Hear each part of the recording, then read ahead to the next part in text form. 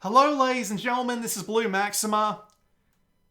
We're going to talk about Marauder today, which is an Atari 2600 game which I really like. I don't like very many Atari 2600 games because I'm going to be honest, they sound terrible most of the time, they look terrible most of the time, and if they don't have some decent gameplay to go along with it, they're just basically unplayable. And a lot of Atari 2600 games fall into this, but I found a couple over the years that I really enjoy, and while some of them are obvious, like Kaboom and River Raid and what have you, Marauder isn't one that I haven't heard talked about much, so I'd like to take the opportunity to play it and do my usual spiel on it. But then once that's done, I'll talk about what videos we've got coming up over the next month or so, because it's February by the time you see this, and I can't find another reason to talk about Marauder, so let's do that. We'll start by playing a game on level 2, just to give you an idea of what's going on. The game's got 4 difficulty levels, but it doesn't use the switches on top. It doesn't use the left or the right difficulty. It doesn't use the black or white TV switch. It's just pretty standard, all things considered. So what's the concept of the game? Well, it's a high score attacker, and the general idea is that you need to find a shit. Nope, you don't need to find a shit. You need to find an energy core. The energy core is usually somewhere within this maze, and there it is. Find the energy core and hit it dead on in order to score bonus points and an extra life. Then do it again. Now, there is a game that is very similar to this one. It's Berserk, and Berserk is a classic. A lot of retro gamers love it. And to be fair, I think it's an okay game, but after having played a fair bit of it, I find that the game lacks a sort of really encouraging challenge. And so, as a result, I find myself... Oh yeah, invincibility power up, by the way. It just lets you run right through them. Very useful. Quite rare though, don't rely on it being available forever. And once you do it enough times, the game's difficulty will increase.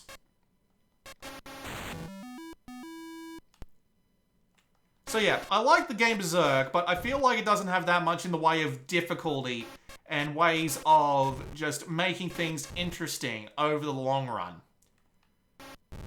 But Marauder does something a little different. It adds just one little tweak to the Berserk formula that I really appreciate.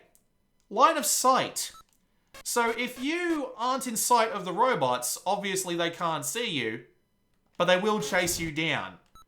And they can start moving pretty damn quick. They will be on your ass like grass. They head straight for you. They know how to intelligently avoid walls. They know exactly what angle they need to be to shoot you once they get close enough. And they are all incredibly dangerous. One robot just around any corner can track you down and blast you to smithereens. And frankly, it's great. Especially when they start increasing the speed the further you get into the game. So you can start on maximum speed by putting it on difficulty 4. And that's usually what I do. This is around difficulty 3 at the moment, I believe. Because it slowly goes up over the course of the game. So let's start on difficulty 4. Look how fast these bastards are moving. So you need to be on a knife's edge. You need to be watching around every corner.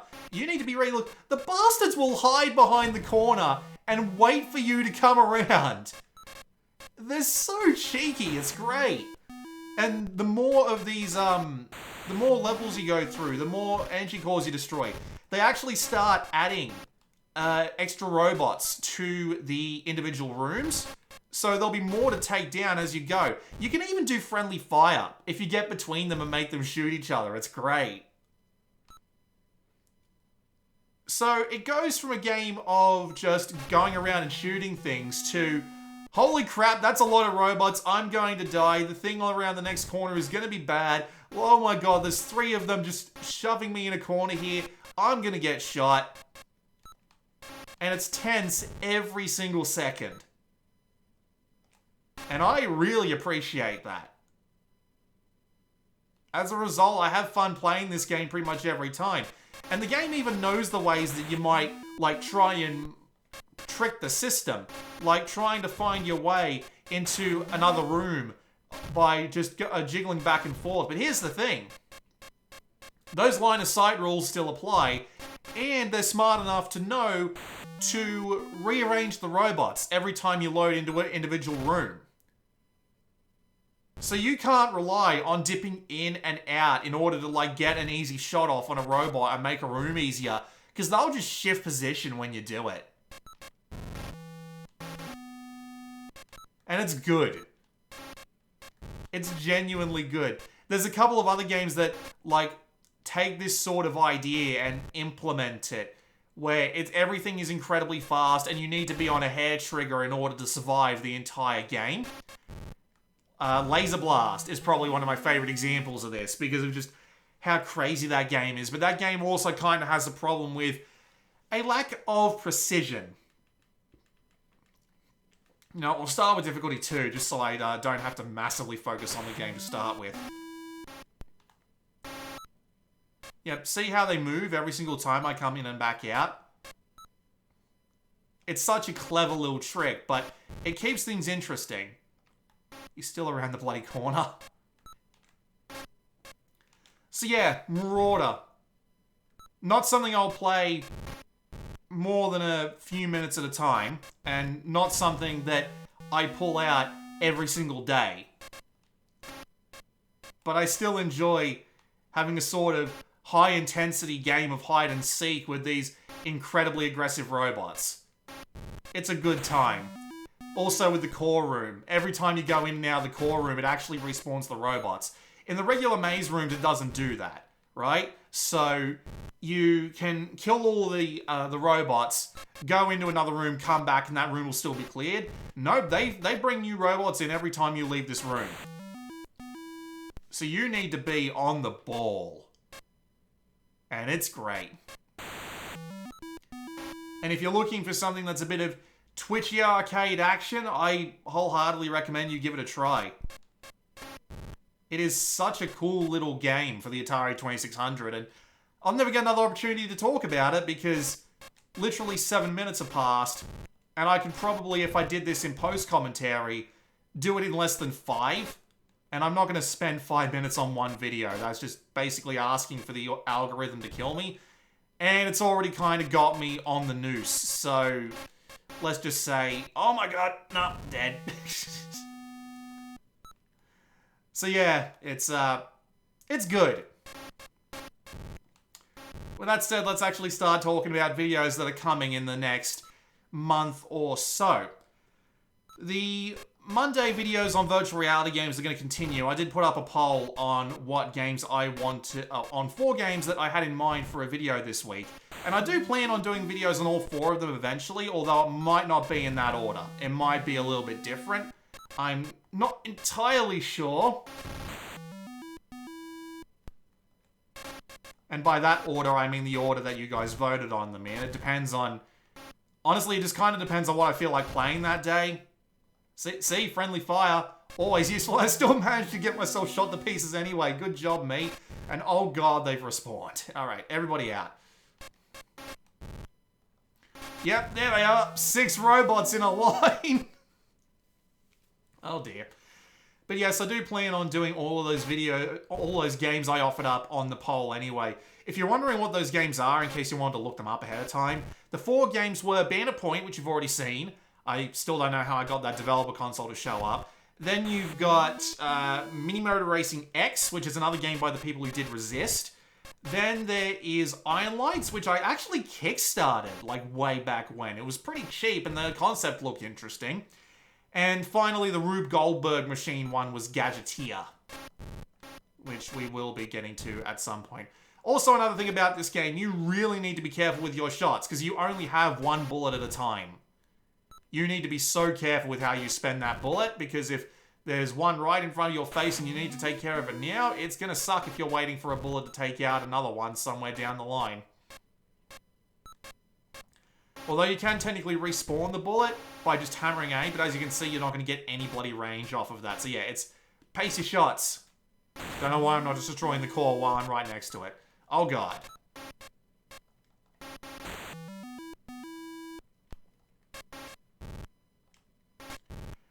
So yeah, VR stuff's going well. The Oculus Quest 2 is holding up under scrutiny, although it's just been kind of hard to get it out lately because of the weather. The weather just makes it so hard around here. Especially since we are in the middle of summer. Hooray. At least I'm not out in the bloody deserts where it gets to 40 degrees every bloody day or something along those lines. Oh yeah, but next week though, next week will be Ultra Wings 2. Because Ultra Wings 2 is going to be out by the time that you see this, and I love the original Ultra Wings, so that'll be fun. That will be next week's video, more or less. And then the rest will probably just be the 3 that I talked about. I did ask for a review code for After the Fall. Never got it. Never got a response. There was also another one, Wanderer, which has been getting pretty good reviews all over the board, but I just don't have $56 to pay for a VR game that's just a loose adventure game like that. For that price, I'm not interested. If it was something like $20, I might have gone for it, but $56.95, you can get Half-Life Alyx right now for less than that.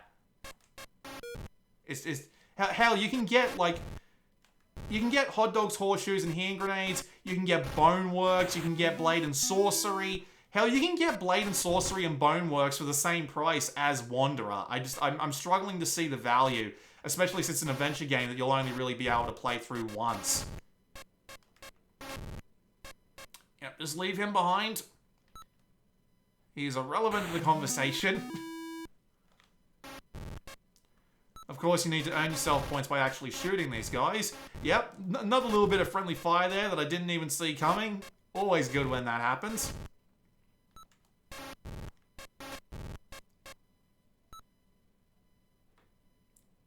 There's a room I've already been in? Yeah, the mazes loop in a weird way, so... Here we go. Oh, dead before I get to the core. Not great.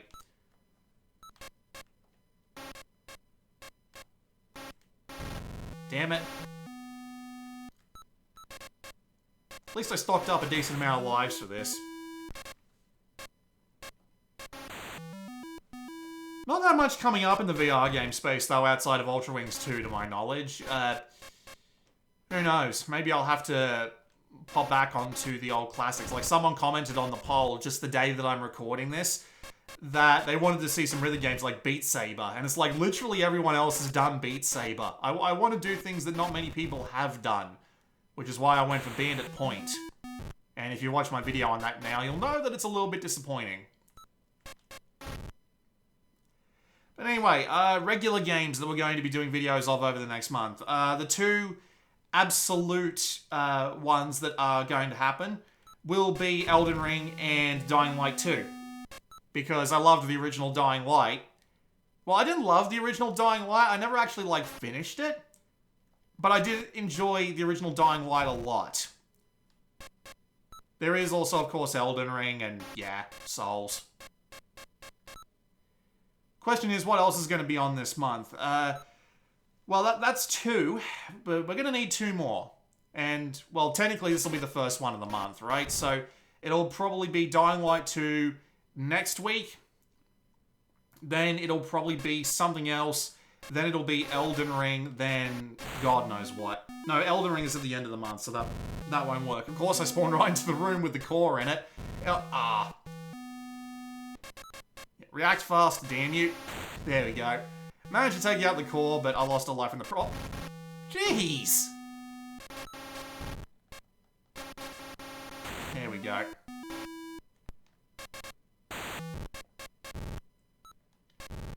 Question is what? There's probably some indie games coming out. Oh yeah, Steam Next Fest is also on this month. On the 21st, I believe. So that will be getting a video at some point. Probably the same week that Elden Ring comes out.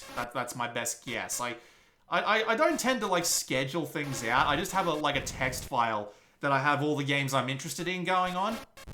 Damn it. Still, that's my high score so far on this computer, which is nice.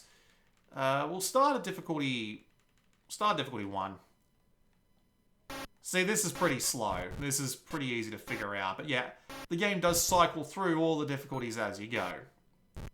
Although I do believe if you start at difficulty 4, it locks at difficulty 4. But if I'm being honest, I've never actually gotten far enough to find out. Just because you need to be so fast at difficulty 4. But anyway. So yeah. 3 videos out of 4 confirmed for you. Dying Light 2, Elden Ring, Steam Next Fest. I'm hoping there will be some good stuff at the next Fest. There's always at least some interesting demos. Although, I just haven't really been having the opportunity to actually pick up games that I've liked from the Steam Next Fest because they just end up being like $30, $30, $30, $30, $30. I need to start sending around emails being like, hey, you got review code for this? But yeah, especially after there's going to be like 4 videos of actually like big notable games, there's not going to be that much room. And there's also something else notable coming along in the world of games soon enough. We don't know for sure, but we're hoping soon. So there are 3 handhelds, relatively big ones with decent budgets that have been coming around. The main one is the Steam Deck, of course, but I can't get a Steam Deck. So if you're expecting content on the Steam Deck on this channel, I'm gonna have to disappoint you because I can't get a Steam Deck. Literally impossible. Well, not literally impossible, but I'm not gonna be paying like what I'm gonna need to pay to get a Steam Deck at this point. It's gonna be absolute insanity to try and get one, and of course, I live in Australia, so I can't get a Steam Deck. If I can shoot these 2 as soon as I get into line of sight, good stuff. But yeah, I can't get my hands on a Steam Deck. If I could have, I absolutely would have. Like, no word of a lie, it would have been the first thing on my list. But yeah, I literally just can't get one because they're not selling them here. And I'm not paying a scalper $400 more than a Steam Deck maximum end model is worth in order to actually get a Steam Deck. So I'm not doing that. I'm just not. I refuse on the sheer principle of it. Not even the fact that I don't have the money for it, just on principle. Running low on time, not good. There's the core. Just circle around him. Dead center hit on the core, very good. The second is the Analog Pocket. I tried to buy one of the first shipments of the Analog Pocket. Like, I was there at like 3 o'clock in the morning, and I went to put my credit card details in order to actually get an Analog Pocket. My bank denied it. So, when by the time I managed to figure out why my bank was denying it and undo it and say, hey, you can actually let this go through now, they sold out. And then when the second set of them came around, I just didn't have the money in the bank to afford it. And I just have this, like, pile of cartridges just sitting there, sadly, never to go into a Game Boy. I mean, like, I might get an Analog Pocket when they start being able to send them out again in 2025, but yep, can't be doing anything on that either, I'm afraid. You know what I did manage to get my hands on? You know what I did manage to pre-order and not have my bank throw a hissy fit at me for it? The Playdate. No, I'm not even kidding. And if I'm being perfectly honest with you, it's the one that I'm most intrigued by just because of the concept. You get 2 games a week with it. When you get it, you get a few in the box, and then every 2 weeks, they'll send you a new game over 2 new games over Wi-Fi. And it's included as part of the purchase price. So you'll end up paying, like, say, you'll pay the $179 plus shipping for it. You get 24 games out of it. But also, every one of these consoles is a development unit. So people can make their own games on it relatively easily. And they literally just released, like, last week, something called Pulp, which is a browser-based game maker inspired by tools like Bitsy that, at their absolute lowest, let you make walking simulators where you go around, talk to people, collect items, and find exits. But they've also got a scripting language behind it, which actually lets you do a lot more if you can actually get your head around it. And I made a game in it. It took me a few hours. I basically remade a text adventure that I like called 905. I basically turned it into a pulp game by adding graphics to it and whatnot. And to be fair with you, the thing works really well. It's based on a grid, it uses half the resolution of the Playdate, and it can be kind of hard to get certain things working in it, but it's still a pretty cool little utility. And they've also got a full software development kit releasing this month by the time you see this video. This is being recorded on the 30th of January, if I remember the date right. So, I managed to pre-order one of them. And if one comes in during, February, the Monday slot will be replaced with a, this is what came out on Playdate this week, and this is what I thought of it sort of show. Because I really like the concept of this thing. And I'm gonna be playing the games on it, so why not? It's got an easy little screen mirroring tool, and I've got a good enough camera to at least do a hardware review of it, so I can at least be like, hey, this is cool. This is what it looks like. Here's the crank on the side that you can use as a type of input. Yeah, it's got a literal crank that you can use. And the crank is like, yeah, it rotates like a fishing line's like handle or something like that. And you can literally use it as like an input for your games. It's such a neat idea, and I'm looking forward to seeing what people do with it. The guy who was responsible for 1080 snowboarding is actually making a snowboarding game for Playdate that actually uses the crank as the method of control, and it looks so neat.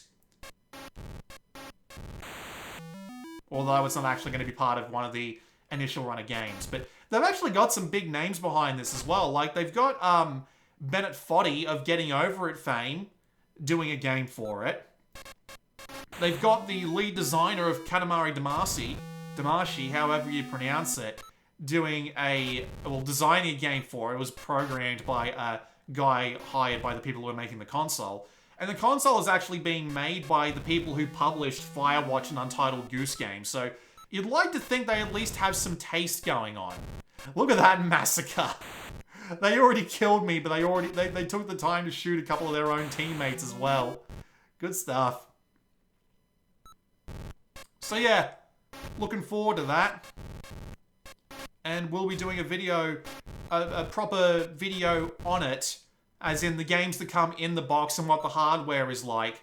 And then every week I'll be doing a video on like, hey, this is what the games are like.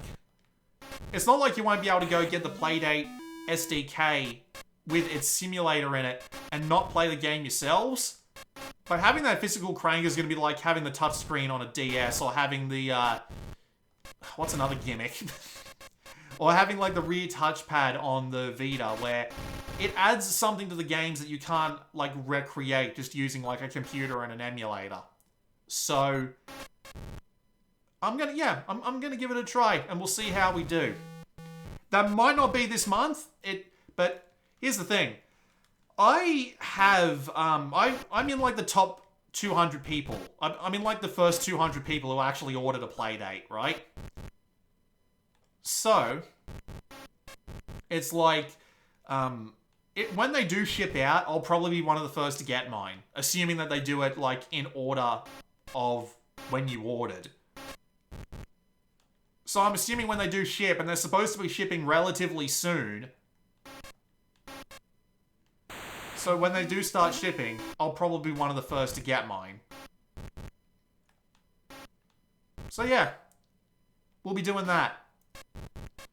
And just the middle video, the Wednesday video, will be about like a bigger game or a VR game, depending on what I'm looking for at the time.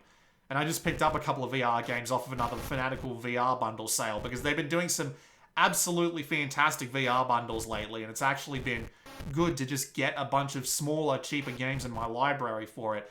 Bloody Paper Beast and like 2 other games for $5, a couple of which are actually pretty good. Like the PCR VR version of Zero Caliber, Paper Beast, and then there's like a third game which I don't remember off the top, Sprint Vector, or Raw Data. All of them for like $5 is a really good little deal. So yeah, I picked up a few of them.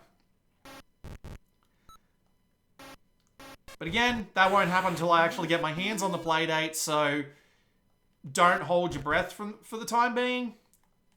It'll be business as usual for a little while at least. It is also worth noting that I do plan on doing a video on the Vita's 10th anniversary, although it'll be kind of be like a video like this, where I'll just be yapping on about the Vita, why it was cool, why it wasn't, and it'll just be me talking to myself for an hour. Because that's how I started this channel in regards to Vita content. It's probably going to be how I end it, too. At least when it comes to Vita content. There's a few games I have left to play on the Vita, but unless the mood really strikes me, it's probably not going to happen. And of course, everyone's talked about Persona 4 Golden, which is, to be fair, probably like the last big game that I haven't actually done a video on, because again, literally everyone else has had their say on Persona 4 Golden. I have nothing to add to that conversation. Absolutely nothing of worth or note.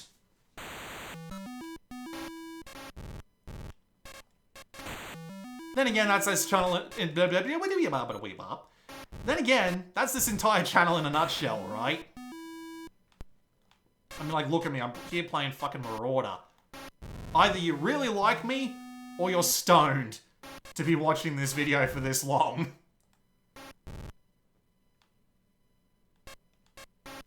It's also because I just don't have a video to put up this week. I found myself playing Marauder again, and I'm like, how can I turn this into a video? And I figured it'd be a good idea to talk about what's coming up next on the channel.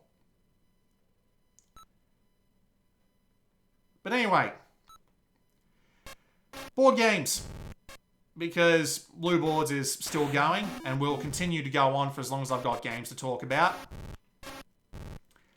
There will be a video that comes up this month on a game which has an absolutely humongous box. Probably the biggest box I've got. It's bigger than Mage Knight Ultimate Edition, which I also own. It is going to be Millennium Blades. And I'm just going to spoil this one for you right now. It's thoroughly unique, incredibly frustrating, and probably one of the best games I've ever played. While at the same time... God damn it, I walked right into that one. It's one of the best games I've ever played, but it has some issues. And I will absolutely not be the first to admit it. But that video is going to be long. That video is going to be a pain in the ass. I plan on trying to record it tomorrow, and I'm hoping it'll be the video that you see after this one on the channel. But there's always the chance I'll need to pull out something that I've had saved up, like a smaller solo game or something along those lines, in order to actually fill the time, just because I wasn't able to get the video done. That was incredibly lucky. How did none of them decide to take shots at me there? That was weird. Soon as I open my mouth. As for what else will show up on Blue Boards this month, there's a couple of games going on back there. I managed to pick up a copy of Rolling Realms, which is basically a roll and write based on Stonemaier Games properties.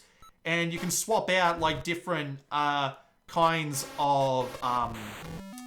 you can swap out different kinds of cards that have different goals on them based around those properties in order to change up the game. And it's got a bunch of, like, solo content and stuff in there, and I find that to be particularly interesting.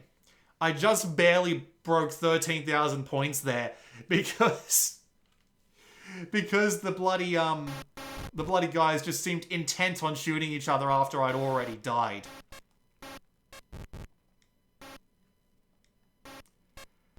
But yeah, that's in the pipeline. There's a few games that I'd like to get some more time in, so they might be later on in the month. I have Roll for the Galaxy, Codex Card Time Strategy, and I could pull out a solo game, like, as I said, Mage Knight,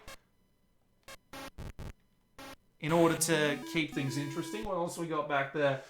There are a couple of other ones that will need way more time to effectively get through, though. Like, I also picked up a copy of The Loop, which is a fancy cooperative game from last year, but I would like to play that with a couple of friends, because I've heard that game is chaotic, and I also got around to playing a couple of games with friends, and I might be able to convince one or two of my friends to let me borrow a couple of their games in order to get videos done on them, because we were playing games like 7 Nimt and 7 Wonders Architect, which were both quite good, and I'd like to demonstrate the physical versions of them, because I don't like doing tabletop videos like I did with Fantasy Realms, because I did that because I was just entirely out of time. But yeah, I'd like to show you the physical versions of them. I could do them digitally, but I feel like I'd be doing the makers of the games a disservice by not showing the games as they're supposed to be.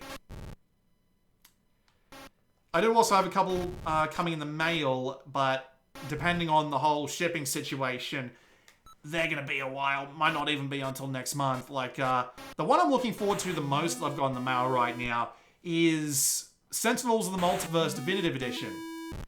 Because I like the concept of Marvel Champions, where you take on a bunch of heroes, each with a bunch of different powers, and you just take them through a boss fight with an environment and try and make their powers work together in order to successfully complete the game.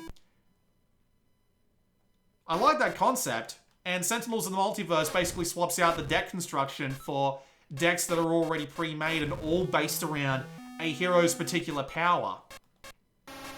So, I want to give that a try. I've played the original, and I liked the original, and as far as I'm aware, the Definitive Edition is not that much different. So, yeah, I want to give it a try. And of course, I don't think the guy who owned the original copy of Sentinels is actually coming to the board game meetup anymore, but we've only just recently been able to start meeting up again just because COVID cases here were just going through the roof, so we weren't really able to get together and meet up. Although, admittedly, that was not by my choice, but, you know, it's their lives, they can do what they want with them.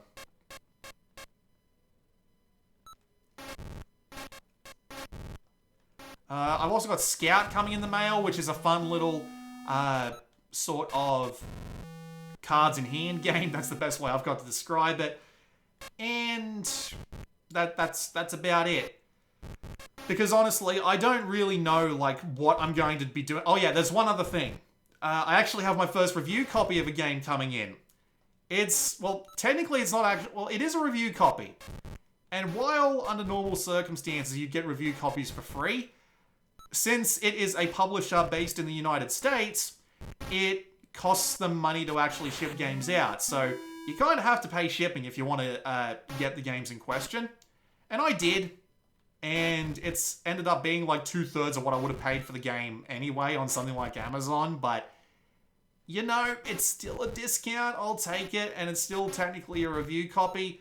And that will be BattleCon, Devastation of Endines.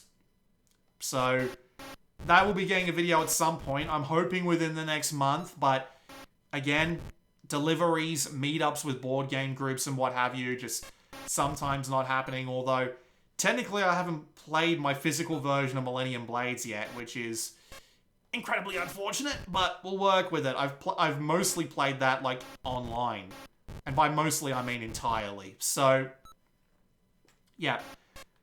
We'll figure that out. With that, let's just stop, because I don't have anything else to say, and I'm not going to make you watch any more of that. You're probably sick of hearing da-da-da-da-da-da every time I do something. So, there you go. That's what's coming up in the next month or so. Hope you didn't mind this relatively low-effort video too much, but I figured it'd be a fun thing. If you have anything in particular you want me to take a look at this month, whether it be video game, board game, or VR game, feel free to leave a comment. If you want me to do this again in March, feel free to leave a comment. And, well, I'll read them. I can't guarantee anything, but I will read them. I read every comment I get, even if I don't respond to them. So, there you go. This has been Blue Maxima. I'll see you all next time.